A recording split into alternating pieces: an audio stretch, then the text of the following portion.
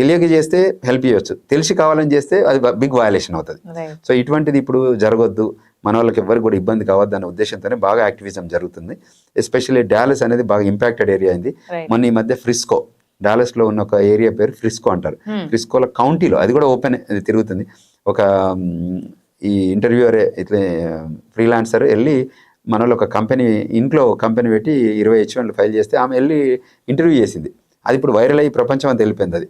తర్వాత ఇమీడియట్గా state department open చేసుకొని స్టేట్ గవర్నమెంట్, గవర్నరు, తర్వాత అడ్వకేట్ జనరల్ ఉంటారు అక్కడ, అటార్నీ జనరల్ అంటారు ఇక్కడ, అడ్వకేట్ జనరల్, అటార్నీ జనరల్ కూడా ఇష్యూ చేశారు నోటిఫికేషన్. ఈ కంపెనీలు ఏవైతే ఓపెన్ అయ్యో వాటి మీద మేము ఇన్వెస్టిగేషన్ చేస్తున్నాం. ఈ 3 కాదు, ఏవి వయలేషన్ చేసినా మేము ఇన్వెస్టిగేషన్ చేస్తామని చెప్పేశారు. అది big threat to Indian companies. తర్వాత ఇండియన్ పీపుల్ కూడా ఏదైతే చేస్తున్న మిస్టేక్స్, వయలేషన్స్, యాక్టివిటీస్ ఉందో దాన్ని కరెక్షన్ చేయడానికి వాళ్ళు డిసైడ్ చేసుకున్నారు. ప్లస్ ఆ కౌంటీలో కూడా మనం అందరం కలిసి ఒక దగ్గర లొకేట్ అవుతాం. ఏంటంటే మీకు ఇక్కడ ఒక హైదరాబాద్ ఉంది ఇండియాలో, మాకు అక్కడ 4 హైదరాబాద్ ఉన్నాయి. అంటే ఆలోచించండి ఎంత తెలుగు పాపులేషన్ ఉందో. Edison New Jersey, Frisco Texas, Ashburn Virginia, Fremont California, ఈ 4 ఊర్లలో తెలుగు పాపులేషన్ మైగ్రేట్ అయ్యి వచ్చి ఒకటే దగ్గర కాన్సన్ట్రేట్ అయ్యారు. ఇప్పుడు నేను లౌడన్ కౌంటీ అని ఉంటాను, కౌంటీలో అక్కడ ఎంతమంది పాపులేషన్ తెలుగు అంటే ఒక 10,000 మంది తెలుగు పాపులేషన్ ఉంటుంది. We're surrounded by Telugu 10,000 Telugu population. అక్కడ కొన్ని కంపెనీస్లలో తెలుగు టీమ్సే ఉంటాయి. ఆ టీంలోకి వెళ్ళాలంటే మీకు తెలుగు వచ్చా అని అడుగుతారు ఫస్ట్, నాట్ ఇంగ్లీష్. అంటే ఆ టీంలో జెల్ కావాలంటే అటువంటి కైండ్ ఆఫ్, అంటే ఇట్ ఈస్, అంటే తెలుగుకున్న ప్రాముఖ్యత, మంచితనం ఉంది, మరి అట్ ద సేమ్ టైము ఈ సో కంపెనీస్లో వాళ్ళు అనుకుంటే, ఎవరు రావద్దు అనుకుంటే మనకు ఆపర్చునిటీ ఇచ్చేవాళ్ళు.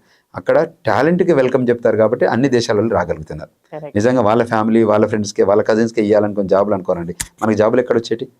సో ఇంకోటి ఏంటంటే హిస్టారికల్గా ethics, morals, this all need to be involved. మనం మిస్టేక్స్ చేస్తుంటే +-3% మిస్టేక్ చేయొచ్చు, కానీ +-90% మిస్టేక్ చేయొచ్చు. ఇట్ విల్ బి అలా విజిబిలిటీలో వస్తాం, దొరికిపోతాం, అరెస్టులు ఉంటాయి, జైల్ టర్మ్లు ఉంటాయి, డిపోర్టేషన్స్ ఉంటాయి, ఇదన్నీ ట్రాక్. సో ఇంకొకటి ఈ మధ్య మనోళ్ళు మనీ లాండరింగ్లో కూడా ఇన్వాల్వ్ అయ్యారు. మనీ లాండరింగ్ డబ్బు తీసుకుంటే ఒక దగ్గర నుంచి ఒక దగ్గర పోయి డబ్బు ఇస్తున్నారు క్యాష్. అందులో కూడా మనోళ్ళు స్టూడెంట్స్ కొంతమంది ఇన్వాల్వ్ అయ్యి కోర్టు కేసులు అయ్యాయి, జైల్లో ఉన్నారు, ఇంకా జైల్లో ఉన్నారు ఇప్పుడు కూడా. సో వాళ్ళు కూడా బయటికి రావాల్సిన అవసరం ఉంది. రేపు పేరెంట్స్ అంతా పాపం ఇబ్బంది పడుతున్నారు. మేము ఏంటంటే టిపికల్గా వాళ్ళకు కూడా హెల్ప్ చేయాలి, తీసుకొని రావాలా, చేసి మిస్టేక్ తెలిసి చేశారో తెలియజేయాలి, మిస్టేక్ చేశారు వాళ్ళు జైల్లో ఉన్నారు, అవి కూడా చెయ్యొద్దు. మేము రిక్వెస్ట్ చేసేది ఏంటంటే వాళ్ళకు కూడా మనం వెళ్ళిన పర్పస్ ఏంటి, మన పేరెంట్స్ అక్కడికి పంపించిన పర్పస్ని చూడండి, ఎడ్యుకేషన్ మీద ఫోకస్ చేయండి, ఎంప్లాయ్మెంట్ మీద ఫోకస్ చేయండి, గ్రీన్ కార్డ్ మీద ఫోకస్ చేయండి, సిటిజన్షిప్ మీద ఫోకస్ చేయండి. మళ్ళీ మీ పిల్లలకు కూడా మీరు రోల్ మోడల్గా ఉండండి. ఇప్పుడు మనం జైలుకి వెళ్తే పిల్లల దగ్గర రోల్ మోడల్ ఉంటారు. సో అంచేత మనం జైలుకి వెళ్ళకుండా, మిస్టేక్స్ చేయకుండా మనం ఫ్రేమ్వర్క్లో ఉంటే ఇంకా గొప్పగా ఉంటుంది.